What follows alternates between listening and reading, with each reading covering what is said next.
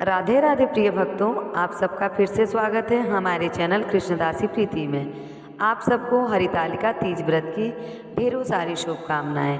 हरितालिका तीज व्रत कथा, आइए जानते हैं हरितालिका तीज व्रत का पूजन विधि। हरितालिका व्रत करने वाले प्राणी सूर्योदय से पहले उठें और भगवान शंकर जी का स्मरण करें। फिर शौचादि नित्य कर्म से निवृत्त होकर स्नान ध्यान करके शिवालय में जाएं, जहां पर कथा सुनी हो और पूजा करनी हो।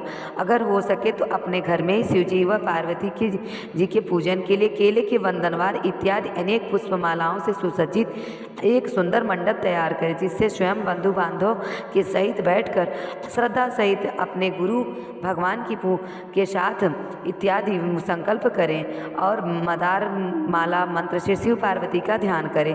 आगच्छ देवी मंत्र द्वारा आवाहन करें। शिवे शिवे प्रिय मंत्र से पाद्य संचार ताप मंत्र से भी मंत्र देश राज्य सौभाग्य मंत्र के द्वारा आवाहन कराएं। तपस्या स्वर्ग के बनी हुई शिव पार्वती जी की प्रतिमा से पंचामृत का स्नान करावे और फिर मंदाकिनी मंत्र से शुद्ध जल से स्नान करावे। मुग्ध मंत्रों द्वारा वस्त्रों का जोड़ा अर्पण करे। चंदन मंत्र द्वारा चंदन लगावे। रचित मंत्र से अक्षत चढ़ावे। मल्याधीन मंत्र से फूल चढ़ावे। वंदना गुरु मंत्र से धूप दे। स्वयं ज्योति मंत्र पढ़कर दीप जलावे। नैवेद्य अर्पण करे। ईद फल आदि मंत्र पढ़कर पान की वीड़ा अर्पण करें। सौभाग्य मंत्र के द्वारा प्रार्थना करें। तो ये रही हरितालिका तीज व्रत की विधि। आइए हम लोग सुनते हैं हरितालिका तीज व्रत कथा। ओम नमो भगवते वासुदेवाय। हर हर महादेव। अथ हरतालिका व्रत कथा सुनो, जो इस तरह से इसके दिव्य वेश राशि पर मदार आग के पुष्प की माला शोभा देती है, जिस भगवान चंद्रशेखर के कंठ में मुंडों की माला पड़ी हुई है। जो माला पार्वती दिव्य वस्त्रों के शंकर दिगंबर वेश धारण किए हैं, उन दोनों भगवती तथा शंकर को मैं नमस्कार करती हूँ। कैलाश पर्वत के शिखर पर माता पार्वती जी ने महादेव से पूछा, महेश्वर, अब आप हमसे गुप्त बात कहिए, जो सबके लिए सभी धर्मों से सरल हो अथवा महान फल देने वाला हो। हे नाथ, अब आप हमसे भली बात प्रसन्न हो, आप उसे मेरे सम्मुख प्रकट करिए। हे नाथ, यदि आप आदि व अनंत रहित हैं तो आपकी माया का कोई पार नहीं पाया। अब हम आपको किस प्रकार से प्राप्त करें और कौन कौन से दान पुण्य फल से आप हमें वर के रूप में मिलेंगे। तब महादेव जी ने बोले, हे देवी सुनो, मैं उस व्रत को कहता हूँ जो परम गुप्त है अथवा मेरा सर्वस्व है। तारागढ़ में चंद्रमा, ग्रहों में सूर्य, वर्गों में ब्राह्मण और देवताओं में गंगा, पुराणों में महाभारत, वेदों में शाम, इंद्रियों में मन श्रेष्ठ। और जैसे पुराणों वेदों में इसका वर्णन है, उसके प्रभाव से तुमको मेरा आसन प्राप्त हुआ। हे प्रिय, वही मैं तुमको वर्णन करता हूँ। अब ध्यान से सुनो। भादव मास से शुक्ल पक्ष के हस्त्र नक्षत्र तृतीया तीज के दिन इस व्रत का अनुष्ठान करने से सब पाप नाश हो जाते हैं। हे देवी सुनो, हिमालय पर्वत पर इस व्रत को तुमने किया था, जो मैं सुनाता हूँ। पार्वती जी बोली, हे प्रभु, इस व्रत को मैंने किस लिए किया था, यह सुनने की मेरी इच्छा सो है, वो सो कहिए। शंकर जी बोले, आर्यवर्त हिमालय नामक की एक पर्वत है, जहाँ अनेक प्रकार की भूमि अनेक प्रकार के वृक्ष से सुशोभित है, जिन पर अनेक प्रकार के पक्षी गढ़ रहते हैं, अनेक प्रकार के मृग आदि जहाँ विचरण करते हैं, जहाँ देवी देवता, देवी गंधर्व सहित किन्नर आदि सिद्ध जन रहते हैं। गंधर्व प्रसन्नता पूर्वक गान करते हैं। पहाड़ों के शिखर कंचन, मणि, वैदुर आदि से सुशोभित है। वह गिरिराज आकाश को अपना मित्र जानकर अपने शिखर रूपी हाथ से छूता रहता है, जो सदैव से बर्फ से ढका हुआ है। गंगा के जल को कल कल ध्वनि से शब्दायमान होता है रहता है। ये गिरजे, तुमने बालकाल में उस स्थान पर तप किया, 12 साल नीचे को मुख करके धूम्रपान किया, तब फिर 64 साल तुमने बेलपत्र के पत्ता का भोजन करके ही तप किया तथा माघ के महीने में जल में रहकर वैशाख महीने में अग्नि में प्रवेश करके तप किया और श्रावण के महीने में बाहर खुले में निवास करके अन्न जल त्याग करके तप किया। तुम्हारे कष्ट को देखकर तुम्हारे पिता को चिंता हुई। वे तो चिंता तुर को सोचने लगे कि मैंने इस कन्या का किसके साथ वरण करूं।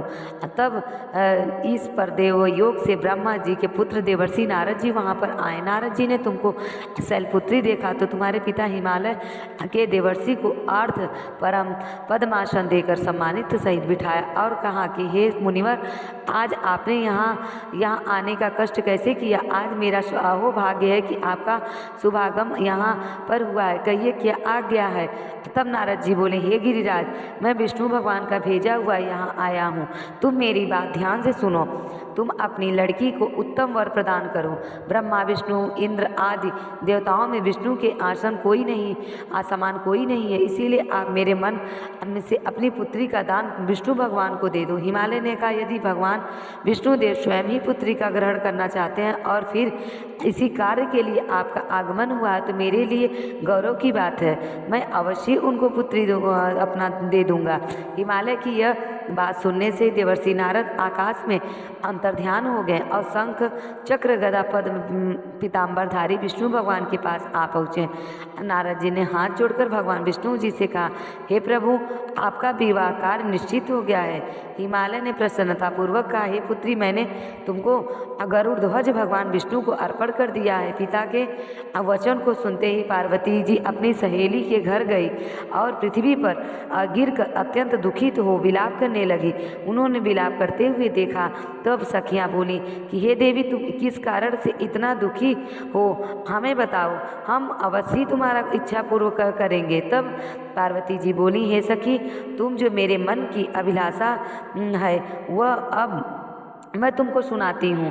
तब पार्वती जी बोली, हे सखी, मैं तो महादेव जी को वरना चाहती हूँ, इसमें संदेह नहीं है, किंतु मेरे इस कार्य को पिताजी ने बिगाड़ना चाहा है, इसीलिए मैं अपने शरीर को त्यागना चाहती हूँ। तब पार्वती जी के ऐसे वचन को सुनकर सखी ने कहा, हे देवी, जिस वन को पिताजी ने न देखा हो न सुना हो, तुम वहाँ चली जाओ। तब पार्वती ने अपनी उस सहेली का वचन सुनकर ऐसे ही वन को चली गई। हे देवी, तब तुम्हारे पिता तुमको घर पर न ढूंढने लगे और मन में विचार किया कि मेरी पुत्री को या तो देव दानव किन्नर हरण कर ले गया है। नारद की वचन दिया है कि मैं अपनी पुत्री का गरुड़ ध्वज भगवान के साथ वरुण करूँगा। अब यह किस तरह से पूरा होगा, ऐसा सोचकर वह बहुत चिंतापूर्ण से मूर्छित होकर गिर पड़े। तब वह सब लोग हाहाकार करते हुए दौड़े और मूर्छा नष्ट होने पर गिरिराज से बोले कि हमें अपनी मूर्छा का कारण बताओ। हिमांचल बोले, मेरे दुख का कारण यह है कि मेरी रत्न रूपी कन्या का कोई हरण कर ले गया है, या सर्प ने डस रखाया है, अथवा किसी सिंह या व्याघ्र ने उसे मार डाला है, न जाने कहाँ चली गई है, या उसे किसी राक्षस ने मार डाला है। इस प्रकार से यह कहकर गिरिराज दुखित हो उस तरह कांपने लगे जैसे कि तीव्र वायु चलने से कोई वृक्ष हिलता है। तपस्या से पार्वती जी तुमको गिरिराज सखियों के साथ घने जंगल में ढूंढने के लिए निकले। सिंह व्याघ्र आदि हिंसक जंतु के कारण वन बहुत ही भयानक प्रतीत होता था। तुम भी सखी के साथ घूमती हुई भयानक जंगल की में एक नदी के तट पर एक गुफा में पहुंची। उस गुफा में तुम अपनी सखी के साथ प्रवेश कर गई, जहां पर तुम अन्न दान करके बालू का लिंग बना करके मेरी प्रार्थना और आराधना करती रही थी। उसी स्थान पर भाद्रपद मास के हस्त नक्षत्र युक्त तृतीया के दिन तुमने मेरा विधि विधान से पूजन किया। तब रात्रि में मेरा आसन और उस स्थान पर आ गया जहाँ पर तुम और तुम्हारी सखियाँ दोनों थी। मैंने आकर तुमसे कहा कि तुमसे मैं प्रसन्न हूँ, तुम मुझसे वर मांगो। तब तुमने कहा कि देव यदि आप प्रसन्न हैं तो आप देवता महादेव जी मेरे पति हो। मैं तथास्तु, ऐसा ही होगा। यह कहकर कैलाश पर्वत को चला गया। तुमने प्रभात होते ही उस बालू की प्रतिमा को नदी में विसर्जन कर दिया। हे सुबह तुमने वहाँ पर अपनी सखियों के सहित उस व्रत का पारायण किया। इतने में हिमावान भी तुम्हें ढूंढते ढूंढते उस वन में आ पहुँचे। वह तुमको चारों ओर न देखकर मूर्छित होकर जमीन पर गिर पड़े। उसी समय दो कन्याओं को नदी तट पर देखा। तब वे तुम्हारे पास आ गए और तुम्हें हृदय से लगा करके रोने लगे और बोले कि हे पुत्री, तुम इस सिंह व्यागी युक्त घने में क्यों आई हो? पार्वती बोली, तुमने कहा कि हे पिताजी सुनिए, मैंने पहले ही अपना शरीर शंकर जी को समर्पित कर दिया था, किंतु आपके इस विपरीत कार्य किया, इसीलिए मैं वन को चली आई। ऐसा सुनकर हिमवान ने फिर तुमको से कहा कि तुम्हारी इच्छा के विरुद्ध यह कार्य नहीं करूँगा। तब मैं तुमको लेकर घर आ गए और विवाह हमारे साथ कर दिया। हे प्रिय, उसी व्रत के प्रभाव से तुमको यह मेरा अर्धांग प्राप्त हुआ है। इस व्रत के राज का अभी तक किसी के सम्मुख वर्णन नहीं किया। हे देवी, अब मैं तुमको बताता हूँ, सो सुनो। इस व्रत का नाम व्रतराज क्यों पड़ा और तुमको सखी हरण करके ले गए, इसीलिए इस नाम का हर तालिका व्रत पड़ा। अब पार्वती जी बोली, हे स्वामी, आपने इसका व्रतराज नाम तो बताया, किंतु मुझे इस विधि एवं फल भी बताइए, इसके करने से किस फल की प्राप्ति होती है? तब शंकर जी बोले, स्त्री जात की अत्युत्तम व्रत की विधि को सुनो। सौभाग्य की इच्छा रखने वाली स्त्रियां इस व्रत को विधि पूर्वक करें। इसमें केले के खंभों का मंडप बनाकर वंदनवार से सुशोभित करें और उसमें विविध रंगों के रेशमी वस्त्रों से चांदनी तान देवे। फिर चंदन आदि सुगंधित द्रव्यों से लेपन आदि करके स्त्रियां एकत्र हों और शंख बेरी मृदक बजावे। विधि पूर्वक मंगलचार तथा गीत वाद्य के साथ गौरी और शंकर जी स्वर्ण प्रतिमा को स्थापित करें। फिर शिव पार्वती जी का गंध पुष्प धूप से विधि पूर्वक पूजन करके अनेक प्रकार की नैवेद्य मिठाई का भोग लगावे और रात को जागरण करें। नारियल व सुपारी, नींबू, लौंग, अनार, नारंगी आदि फलों अथवा फूलों की एकत्रित करके धूप दीप आदि मंत्रों द्वारा पूजन करें। फिर मंत्र उच्चारण करें। शिवाय से लेकर उमाय तक के एक मंत्र से प्रार्थना करें। अब प्रार्थना मंत्रार्थ यह है, कैलाश कल्याण स्वरूप शिवे हैं, मंगल रूपे महेश्वरी हैं। हे शिवे, आप हमें सब मनोकामनाओं को देने वाले कल्याण रूपे हो, तुम आपको नमस्कार है। कल्याण स्वरूप माता पार्वती जी, हम आपको बार बार नमस्कार करते हैं और श्री शंकर जी को भी हम सदैव नमस्कार करते हैं। रूपड़ी जगत का पालन करने वाली माता, आपको बारंबार नमस्कार करती हूँ। हे सिंहवाहिनी, मैं संसार भय से व्याकुल हूँ, मेरी रक्षा करो। हे महेश्वरी, मैंने इसी अभिलाषा से आपका पूजन किया है। पार्वती माता, हमारे ऊपर प्रसन्न होकर मुझे सुख और सौभाग्य प्रदान कीजिए। इस प्रकार मंत्र द्वारा उमा सहित शंकर जी का पूजन करें और विधि विधान सहित कथा सुनकर गौ वस्त्र तथा आभूषण ब्राह्मण को दान दे। इस प्रकार पति पत्नी दोनों एकत्रित चित्र होकर आभूषण वस्त्र आदि को संकल्प द्वारा ब्राह्मणों को दक्षिणा दे। हे देवी, इस प्रकार व्रत करने वाले के सभी पाप नष्ट हो जाते हैं। प्रिय, फिर वह 7 जन्म राज्य सुख और सौभाग्य की भोगती हैं। जो स्त्रियां इस तृतीया के दिन अन्नहार करती है वह 7 जन्म तक बंध्या या विधवा होती हैं। जो स्त्री इस व्रत को नहीं करती हैं वह धन और पुत्र शोक से अधिक दुखी भोगती हैं तथा घोर नरक में जाकर कष्ट को पाती हैं। इस दिन अन्नहार करने वाली सभी सूकरी, फल खाने वाली सभी बानरी, जल पीने वाली टिहरी, शरबत पीने वाली जोग तथा दूध पीने वाली सर्पिनी होती हैं। मांस खाने वाली बाघनी, दही खाने वाली बिल्ली, मिठाई खाने वाली तथा सब चीज़ खाने वाली मक्खियाँ का जन्म हो पाती हैं।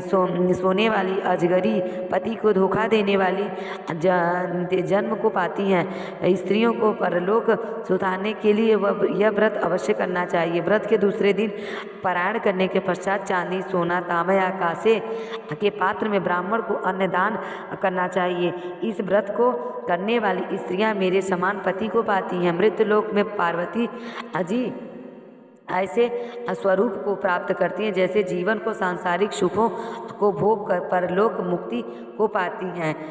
हजारों अश्वमेध यज्ञों के करने से जो फल मिलता है वही मनुष्य इस कथा के सुनने से ही प्राप्त होता है। हे देवी, मैंने तुम्हारे सुख सम्मुख यह सब व्रत उत्तम व्रत का वर्णन किया है, जिसके करने से निस्संदेह मनुष्य के समस्त पापों का नाश हो जाता है।